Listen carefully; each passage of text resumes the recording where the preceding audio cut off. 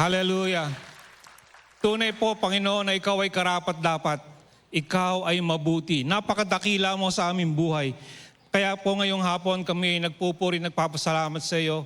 Ikaw ay karapat-dapat sa lahat ng papuri, sa lahat ng papasalamat, sa lahat ng kaluwalhatian.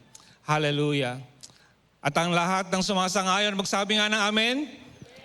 Amen. Amen. Hallelujah. So magandang hapon sa ating lahat. Amen. Salamat, Apa.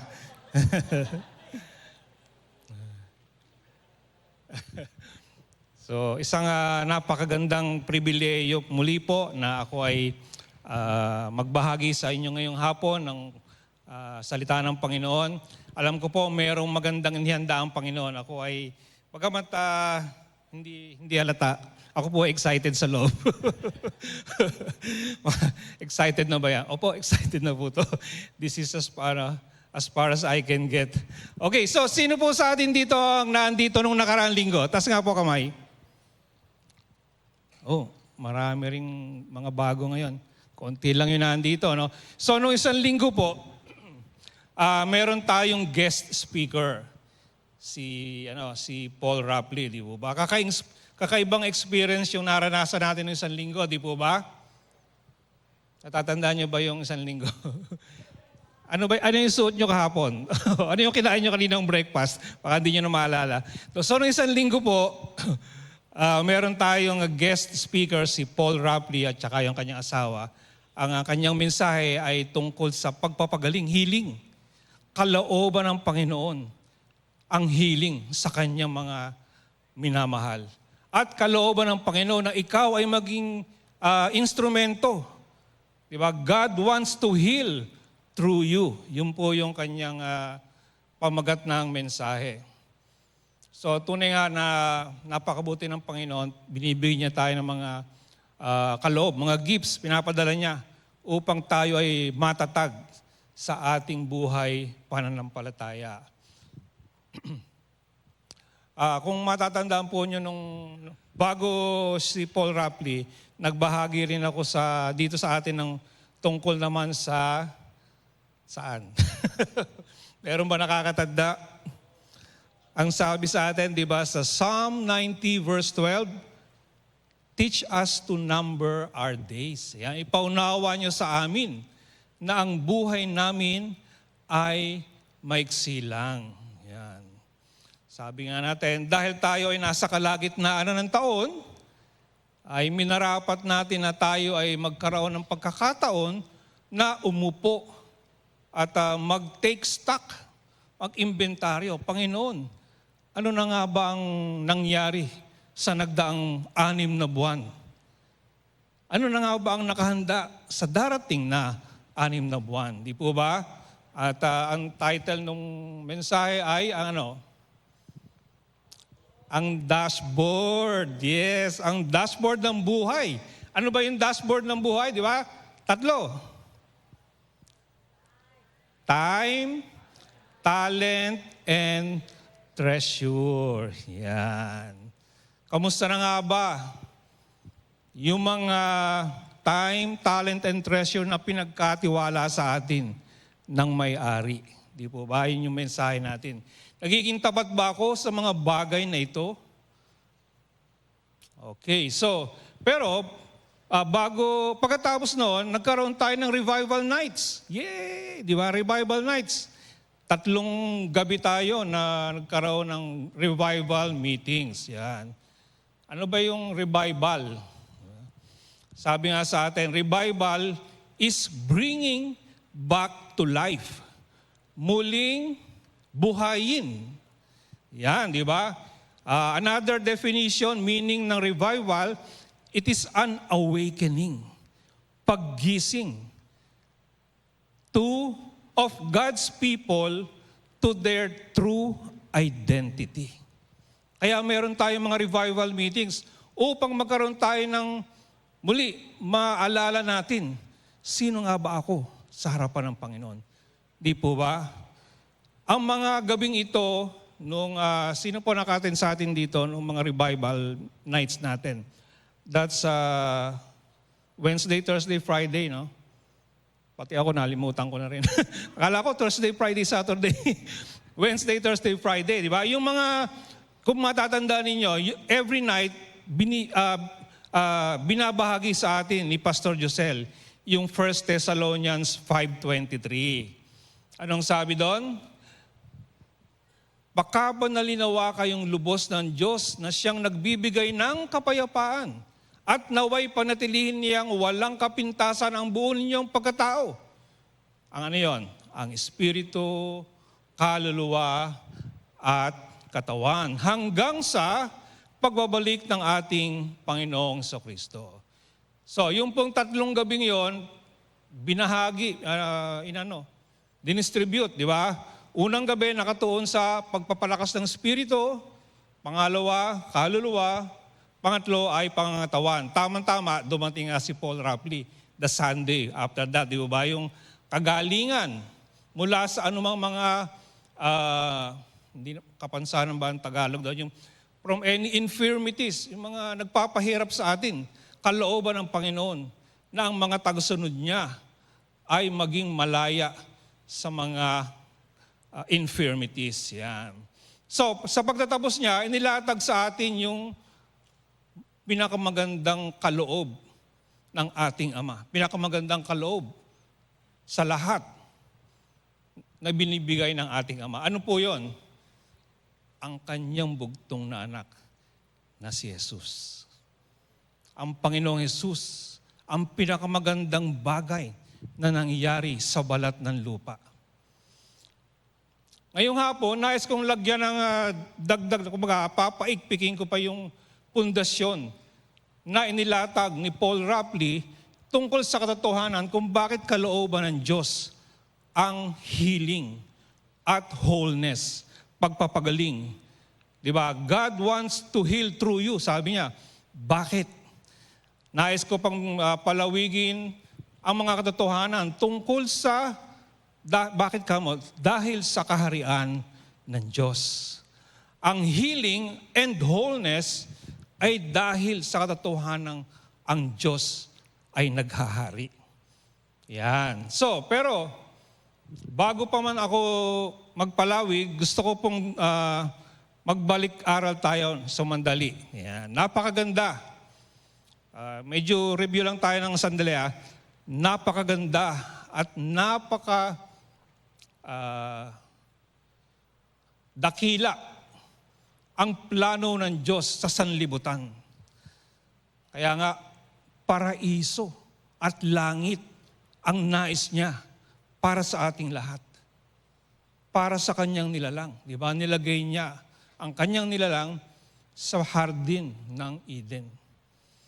Nilalang niya si Adan at Eva upang maging katuwang niya sa pangangasiwa o sa pagpapalakad ng kalikasan at lahat ng kanyang nasasakupan. Kaya nga sabi sa atin sa Genesis, di ba? Pagkatapos, sabi ng Diyos, likhain natin ang tao. Bakit? Likhain natin ang tao ayon sa ating wangis. Bakit kamo? Sila ang mamamahala sa lahat ng uri ng hayop, mga lumalangoy, lumilipad, lumalakad at gumagapang. Kaya nga, nilikha ng Diyos ang tao. Sa wangis niya. Yan. Napakaganda ng original plan ng Diyos para sa ating lahat. Ang sabi dun sa awit, Salmo 115 verse 16. Yan. Ang kalangitan ay sa Panginoon, ngunit ang mundo ay ipinagkatiwala niya sa mga tao. Ang kalangitan ay sa Diyos, sa Panginoon, ngunit ang mundo pinagkatiwala niya. Kaya niya nilalang ang tao upang maging katuwang at katiwala niya sa kalikasan. Subalit, di ba, hindi naging tapat na katiwala ang ating mga unang magulang. Mas niloob nila ang sarili nilang nais kaysa nais ng may-ari. Ano nangyari? Nalaglag sa kasalanan. Naagaw ang kapamahalaan ng kalikasan mula kay Adan at kay Eva. Yan po ang nangyari. Kaya nga ang sabi ni Satanas, ni Lucifer, nung kanyang tinutokso ang Panginoon, di po ba? Pinakita niya ang dinala niya doon sa tuktok. Nakikita mo ba yung mga kahariang yan? Akin yan. Dahil ibinigay yan sa akin. Hindi ang Diyos ang nagbigay nun sa kanya. Si Adan at si Eva. Yan ay makikita natin sa Lucas 4, 5 at 6. Ulitin ko po, hindi ang Diyos ang nagplano na malaglag si Adan at si Eva. Yan, pinakita. Okay na yan, sige. Hindi po ang Diyos ang naglagay ng patibong doon para malaglag si Adan at si Eva. Ito ay sariling kapasyahan ni Adan at ni Eva. Dahil dito, napawalay ang nilikha sa lumikha. Di po ba? Ang sabi sa atin sa Isaias 59 verse 2, ang inyong mga kasalanan ang siyang naglayo sa inyo sa Diyos. Mas ninais pa nila yung sarili nilang gusto. At iyon ang dahilan kung bakit niya kayo tinalikuran at ayaw nang makinig sa inyong mga dalangin. At magmula noon, ang sabi sa atin sa Biblia, pasama ng pasama ng pasama ang nangyari sa mundo. Ang sabi nga doon sa Genesis 6:5, nang makita ng Panginoon na ang ginagawa ng mga tao sa mundo ay puro kasamaan lang, palagi nilang iniisip ay masama, nalungkot ang Panginoon. Subalit, wait, di ba? There's more. Hindi tumigil ang ating Diyos Ama. Ang sabi sa Efeso chapter 2, verse 4 hanggang 6, ngunit, napakamawain ng Diyos. Diba? Ngunit, but God, sabi sa English, napakamaawain ng Diyos at napakadakila ng pag-ibig niya sa atin. Na kahit itinuring tayong patay dahil sa mga kasalanan natin, muli niya tayong binuhay kasama ni Kristo. Kaya naligtas tayo dahil lamang sa biyaya ng Diyos. At dahil sa pakikipag-isa natin kay Kristo Jesus. At dahil sa pakikipag-isa natin kay Kristo Jesus, binuhay tayo ng Diyos mula sa mga patay kasama ni Kristo para maghari tayong kasama niya sa kaharian ng langit. Kaya nga, but there's more. Nalaglag, pero purihin ang Panginoon sa kanyang kabutihan, sa kanyang pag-ibig sa atin. Dahil sa ating Panginoon, nirestore niya lahat ng nanakaw kay Adan at kay Eva. Kaya nga ang sabi sa Biblia, si Jesus ang second Adam. Di po ba? Yung unang Adam nalaglag. Kinakailangan mayroong pangalawa para mabalik. Okay po ba kayo? Ang ating Diyos ay may misyon. Ano ang misyon ng Diyos? Ibalik ang kapamahalaan ng nilikha sa karapat-dapat. Sino ang karapat-dapat mamahala ng kalikasan? Si Adan at si Eva, di ba? Ang tao. Ang mga nilalang. Ang mga taong may relasyon sa Diyos. Sa totoo lang, ang mensahe ng buong Biblia, ng kasulatan, ay tungkol sa mensahe ng paghahari ng Diyos. Ang mensahe ni Jesus ay tungkol sa paghahari ng Diyos. Yung mga Bible scholars, di po ba? Sabi ng Biblia sa 1:3, sumagot si Jesus, sinasabi ko sa iyo, totoo, hindi mapapabilang sa kaharian ng Diyos ang hindi pinanganak na muli. Sa verse 5, sumagot si Jesus, sinasabi ko sa inyo ang totoo, hindi mapapabilang sa kaharian ng Diyos ang hindi pinanganak na muli. Sinasabi ko sa iyo, totoo. Ayan.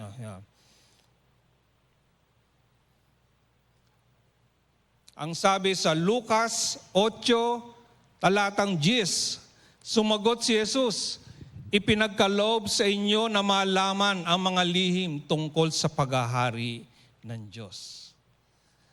Ang mensahe ng Biblia ay mensahe ng kaharian ng Diyos. Ang mensahe ng kaharian ng Diyos ay maganda at mabuti. Maganda po ang kalooban at plano ng Diyos sa atin. Kaya nga dun sa Lucas 8:1, pagkatapos nilibot ni Jesus ang mga bayan at mga nayon ng Galilea, nangaral siya ng magandang balita tungkol sa paghahari ng Diyos. Maganda po ang mensahe ng kaharian ng Diyos. Ano ang maganda sa mensahe ng kaharian ng Diyos? Na andito na. Sabi nga ng Biblia, no ang Panginoon ay nangangaral, ano ang kanyang pinapangaral? Magbago na kayo, magsisi na kayo dahil ang kaharian ng Diyos ay naandito na. Ito ang mensahe ng ating Panginoong Jesucristo. So, para maunawaan natin, lahat tayo, para maunawaan natin, gusto ko lang ipaliwanag. Ang ibig sabihin ng kaharian, nangyayari yung kalooban ng hari. Di ba? Kaharian. Yan. Tungkol sa hari. Diba? Nangyayari ang kanyang kalooban. Pag reyna naghahari, anong tawag? Kareynaan, di ba? Kasi sino ang tatawag doon? Sovereign. Sino yung paghari, kaharian, di ba? Pag reyna, kareynahan. Yun.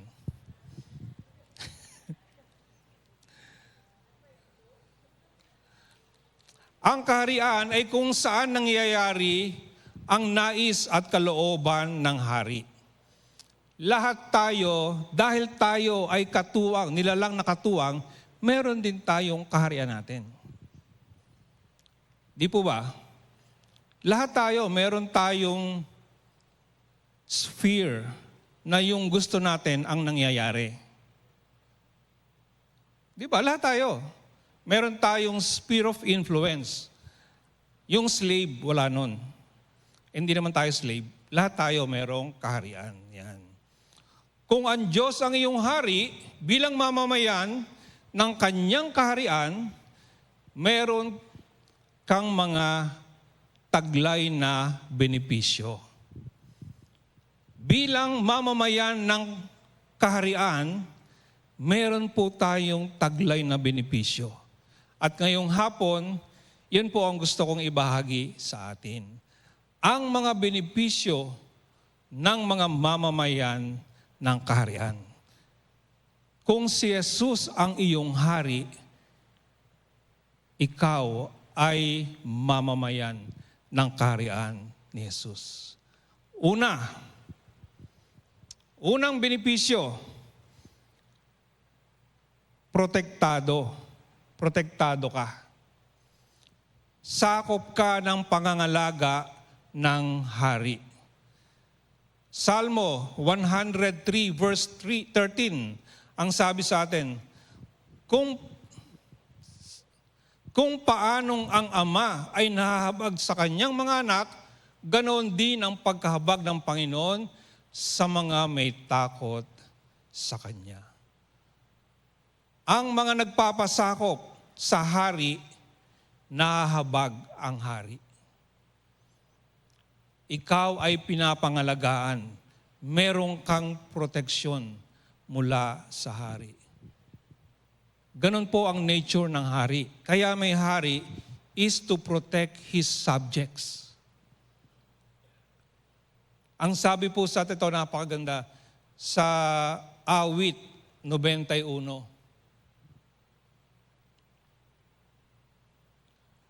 Ang sino mang nananahan sa piling ng kataas-taasang Diyos na makapangyarihan ay kakalingain niya. Ganyan po ang ating hari. Masasabi niya sa Panginoon, kayo ang kumakalinga sa akin at nagtatanggol. Kayo ang aking Diyos na pinagtitiwalaan. Verse 5 ata yung susunod, no? Tiyak na ililigtas kanya sa bitag ng masasama at sa mga nakakamatay na salot. Ang mamamayan ng kaharian, protektado. Wala silang takot. Bakit? Yung hari nila, siguradong pangangalagaan sila. Ganyan po ang ating Ama. Ganyan po ang ating hari. Kaya nga, iingatan kanya gaya ng 1,000 iniingatan ang kanyang mga isang ibong iniingatan ang kanyang mga inakay sa lilim ng kanyang pakpak. Every time I read this, di ba, parang yung malabay na pakpakan sabi ng isang version.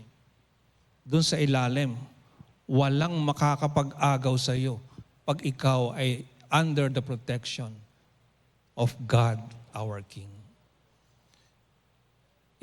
Iingatan ka at ipagtatanggol ka at ipagtatanggol ng kanyang katapatan. Hindi ka matatakot sa mga bagay na nakakatakot o sa palaso ng mga kaaway o sa sakit at mga salot na sumasabit sa gabi man o sa araw. Noong nagdaang virus, COVID, di ba, nalaman natin na dito pala sa mundo, hindi natin alam, ang dami palang virus, di po ba?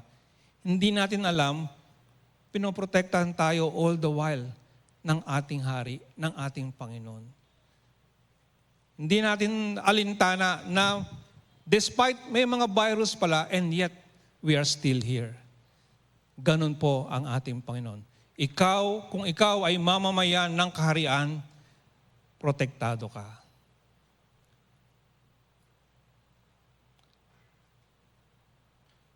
Ang sabi po sa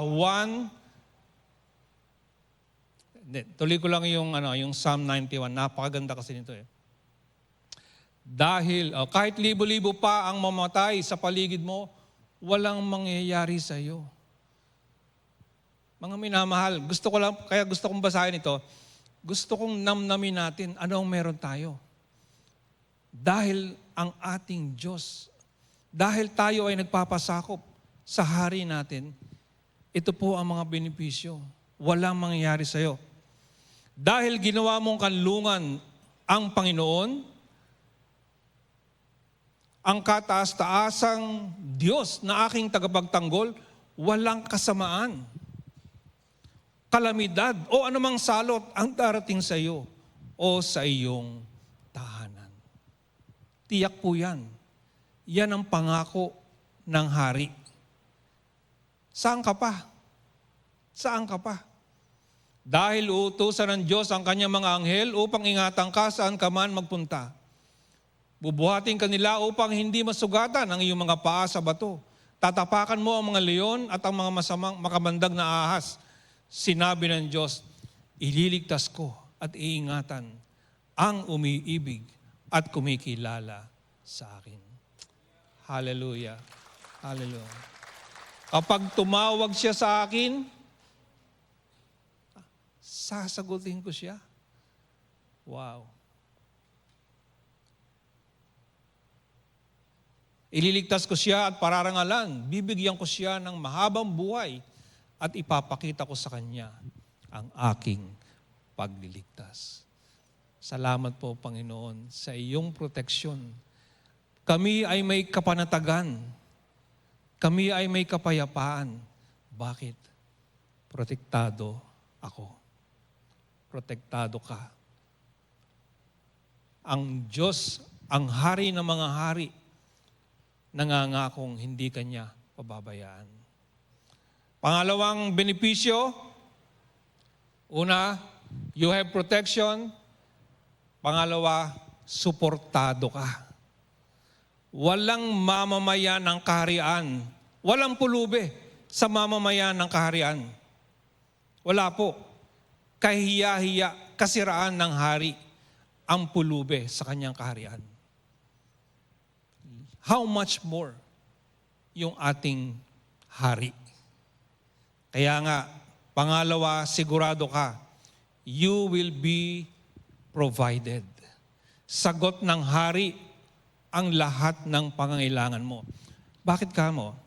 Kasi pagkaharian, di po ba, ang lahat ay pag-aari ng hari. At ang layunin ng hari ay i-distribute yung wealth. Doon po nanggaling yung salitang commonwealth. Everybody shares in the benefit of the kingdom.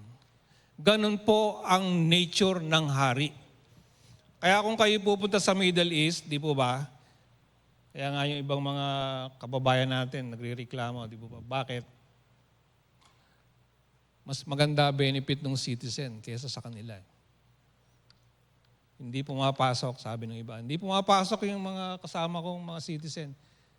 Sila na po promote, sila natataasan ng sweldo. Kami mga Pilipino, hindi. Ganun po ang nature ng kingdom.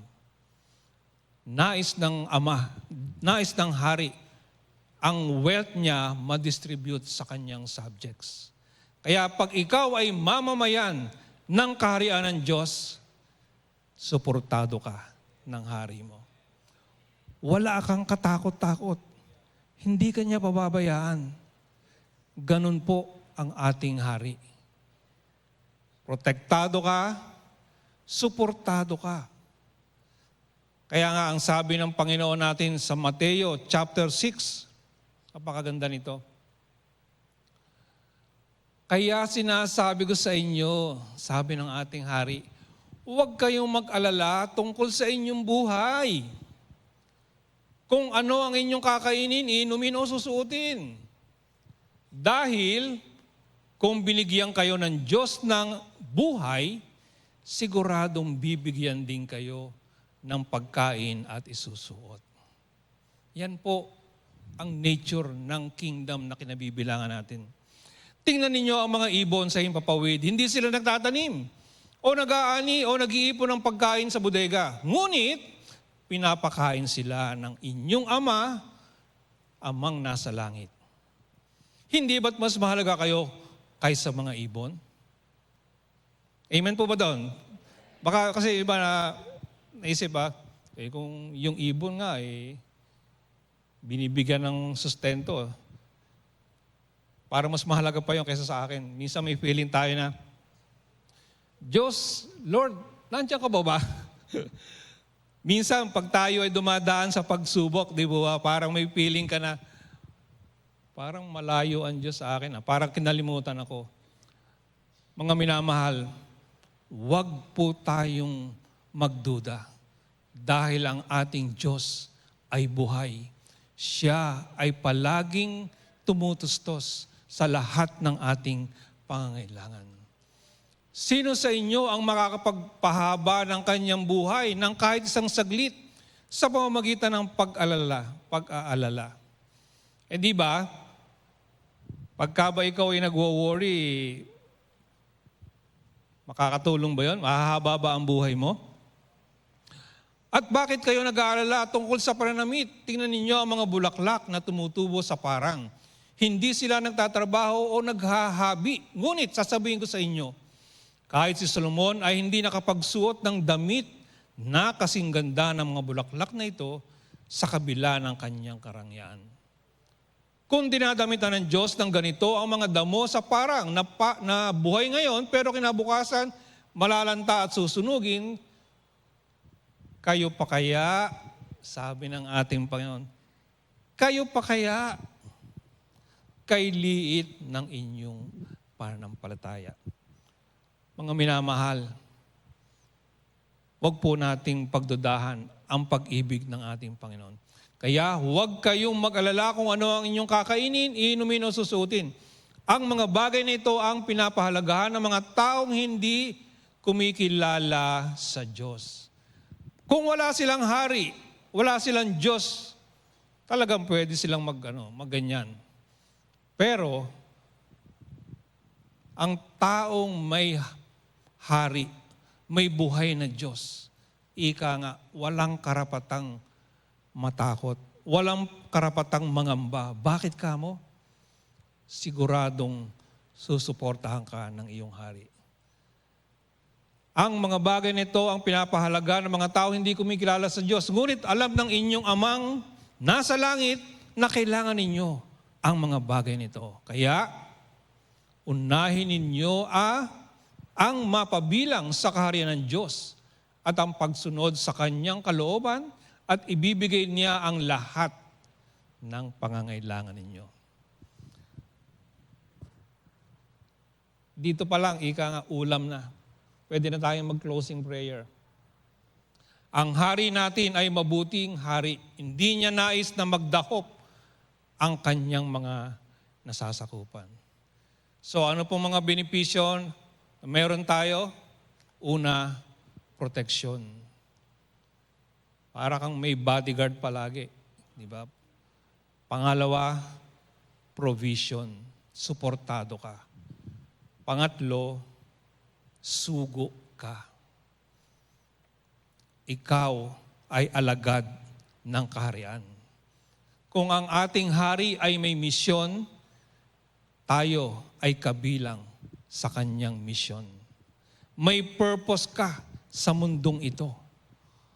Hindi po tayo headless chicken. Hindi natin alam ang gagawin natin. We have a reason why we are here. Kung alam po natin na tayo ay sinugo ng ating Diyos, hindi tayo mawawala ng hope. We will never be anxious because we know why we are here. Alam natin bakit tayo nandito sa mundong ito. Di po ba, ewan ko kung nabahagi ko na dito yung tanong ko nung ako ay hindi pa mananampalataya. Saan ba ako galing? Bakit ako naandito? Saan ako pupunta? At dahil sa Panginoon, natugunan yung tatlong tanong kong yun. Saan ako galing? Sa Diyos. Bakit ako naandito? May purpose ang Diyos sa buhay ko. May mission. Saan ako pupunta? Makakapiling ko sa kalangitan ang aking Diyos Ama. At hindi lamang po yan, dahil ikaw ay sinugo, binigyan kanya ng kakayahan at kapangyarihan. Di ba? Power and authority. You are empowered. Dahil ikaw ay sugo, yung kingdom business, siguradong may proteksyon, may provision, and merong kapangyarihan. Ika nga yung tsapa, di ba? Dahil ikaw ay sinugo, merong kang power. Hindi kinakailangang strong. Kinakailangan lang ay authority for you to enforce the will and the purpose of God. Bilang mamamayan ng kaharian, matatamasa natin lahat-lahat ng binigay ng hari. Ang kaharian ay nandito na. Ibig sabihin, pwede na nating maranasan ang lahat ng benepisyo ng kaharian. Bakit hindi nararanasan ng marami? Hindi nila alam. Kaya nga po ngayong hapon, pinapaalala sa ating lahat, mga minamahal, wala kang dapat ipangamba. Sabi nga ng Panginoon, kung yung mga maliliit na bagay, inaalagaan ng iyong Ama, how much more ikaw? Ikaw pa. Kaya ang aking exhortation sa ating ngayong hapon, kung meron mang agam-agam sa puso natin, ipagpasa Diyos mo. Alam ng Diyos lahat nangyayari sa buhay mo. Ngayong hapon, sa pagbabalik tanaw ng ating benepisyo na binayaran ng ating Panginoon para sa atin, muli nating panumbalikin ang ating pangako sa ating hari. Hinihiling ko po tayo ay magsitayo at ating ideklara. Ito ay ating pledge of allegiance sa ating hari. Gawin po natin itong totoo sa puso natin. Walang benefit kung by mouth lang. Ang benepisyo, ang grasya, ang biyaya ay kung ito ay nagmumula sa puso natin. Sabay-sabay po natin declare, Dakilang Ama, aking hari, maraming salamat po sa inyong walang hanggang pagmamahal sa akin. Hindi mo ipinagkait ang iyong bugtong na anak upang tubusin ako at pagkalooban ng mga masasaganang benepisyo. Maraming salamat po sa inyong pangangalaga sa pagtustos ng lahat ng aking mga pangangailangan. At sa inyong kapangyarihan at pagbibigay ng kapangyarihan para sa inyong layunin at pakay. Muli po, ay inuulit ko ang aking buong pusong pagpapasakop sa inyong paghahari at buong pusong pagsang-ayon sa lahat ng inyong mga layunin. Lumawak panawa ang kaharian mo sa buhay ko, sa pamilya ko, at sa bawat aspeto ng buhay ko. Sundin nawa ang kalooban mo dito sa lupa gaya ng sa langit. Mapasa iyo ang lahat ng kaluwalhatian, lahat ng kapangyarihan, at lahat ng kapurihan. Sa pangalan ni Jesus, Amen. Amen. Purihin ka, Panginoon, sa iyong katapatan, sa iyong pag-ibig sa amin. Salamat po ngayong hapon, kami ay may kasigurunan na kami ay protektado, kami ay suportado, at kami ay inyong isinugo. Salamat, Jesus, sa iyong pag-ibig. Ngayong hapon po, mayroon lang akong gustong anyayang ibigay. Kung kayo po ay hindi pa nakakasiguro na kayo ay mamamayan ng kaharian, ang Panginoong Jesus ay nagkatawan tao. Ang hari ng mga hari nagkatawan tao upang ayain ka. Inaalok sa iyo ang kanyang kaharian. Paano ka magiging mamamayan ng kaharian? Ang sabi, kinakailangang ikaw ay ipanganak para ikaw ay maging citizen ng kingdom. Paano ka ipapanganak? Kaya nga ang tawag, born again. Kilalanin mong si Jesus, ang Diyos na nagkatawan tao, namatay sa krus, nabuhay muli. At kung siya ay kikilalanin mong nabuhay muli sa mga patay, ang pangako ng Diyos, magkakaroon ka ng panibagong buhay. So ngayong hapon, madali lang po yun. Prayer ang tugon dyan. So hinihiling ko po bago tayo magwakas, ating itungo at ipikit ang ating mata. Kung ito po ay inyong nais, sundan nyo lang po itong panalangin ito. At hinihiling ko rin tayong lahat bilang encouragement sa mga kasama natin, atin ding i-pray itong panalangin ito. Panginoong Jesus, salamat po sa iyong pag-ibig sa akin. Ikaw ay namatay upang pagbayaran ang lahat ng aking kasalanan. Panginoong Jesus, kinikilala kita ngayon na aking hari.